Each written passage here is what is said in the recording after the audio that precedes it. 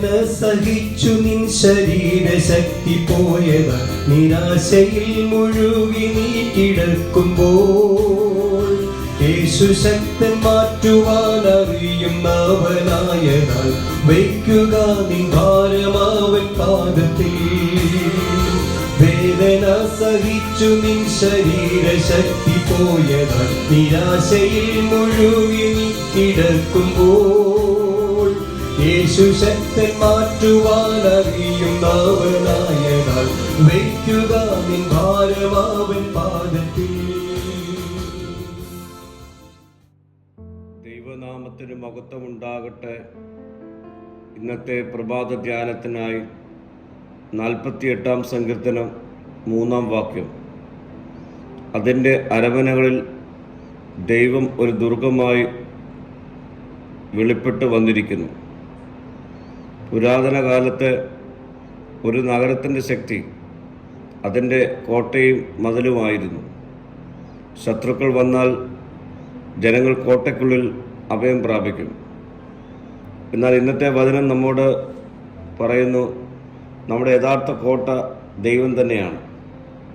ജീവിതത്തിൽ പല പ്രതിസന്ധികൾ കടന്നു വന്നു എന്ന് വരാം. എന്നാൽ ദൈവം നമ്മുടെ കോട്ടയായിരിക്കുമ്പോൾ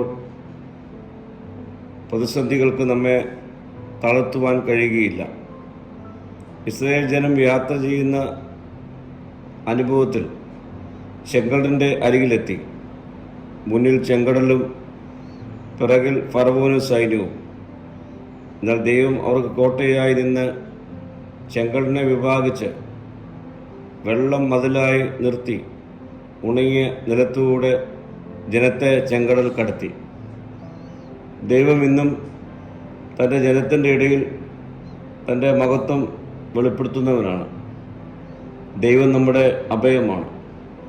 അഭയമെന്നത് പ്രതിസന്ധികളിൽ ഓടിച്ചെന്ന് സുരക്ഷ കണ്ടെത്തുന്ന ഇടമാണ്.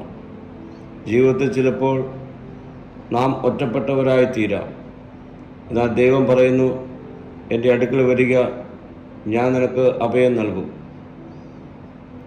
ഒരു വലിയ കൊടുങ്കാറ്റ് വരുമ്പോൾ മനുഷ്യർ ശക്തമായ ഇടങ്ങളിലേക്ക് അഭയം കണ്ടെത്തുന്നത് പോലെ ജീവിതത്തിൻ്റെ കൊടുങ്കാറ്റുകളിൽ ദൈവത്തിൻ്റെ സന്നിധി നമ്മുടെ അഭയമാണ്. പ്രിയമുള്ളവരെ, നമ്മുടെ അഭയം, നമ്മുടെ ആശ്രയം ഇന്നെവിടെയാണ്? പണത്തിലും മനുഷ്യരിലും ബന്ധങ്ങളിലുമാണോ?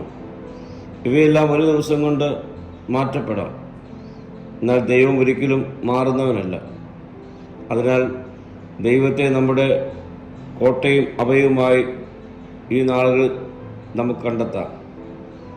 പ്രാർത്ഥിക്കാം. കർത്താവേ, യഥാർത്ഥ കോട്ടയായ നിന്നിൽ അഭയം കണ്ടെത്തുവാനുള്ള കൃപ എനിക്ക് നൽകണമേ. മഹത്വം നീ എടുക്കണം. യേശുവിൻ്റെ നാമത്തിൽ തന്നെ. ആമേൻ.